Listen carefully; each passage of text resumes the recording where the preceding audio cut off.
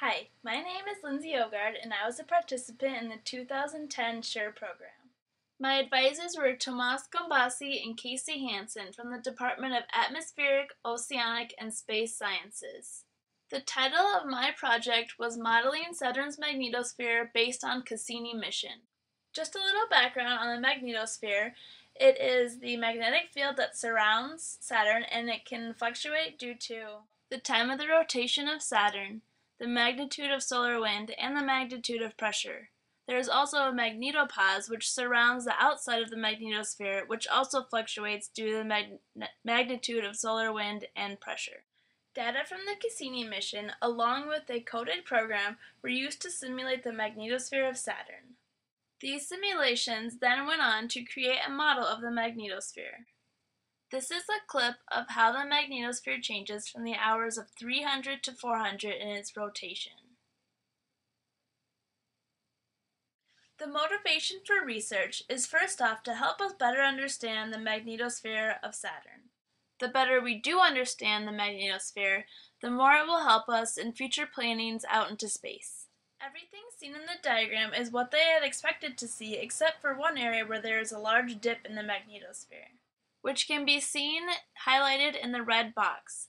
They're not sure where this dip is coming from, but it could be anything. That's where I come into play.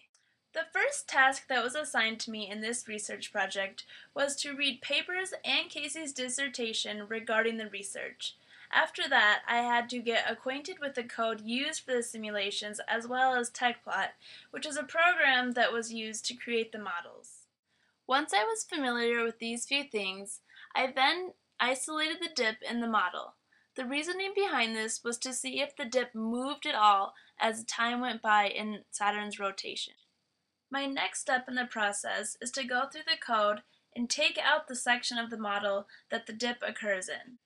Doing this will help us to ensure that the rest of the model is the same throughout, and that the section that we removed was in fact the only section having a problem. We can now invert the sections that were removed, and instead of dealing with the section without the dip, deal with the section with the dip, and change things around like the dynamic pressure and the pressure of the solar wind so that we could really figure out what is causing the dip in the model.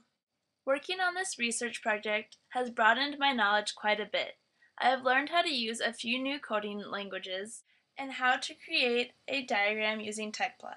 I have also learned a lot about Saturn's magnetic field and why it is important to space exploration. This research project has given me knowledge that I may not have obtained otherwise. This brings my presentation to a conclusion, and I would like to thank you all for watching.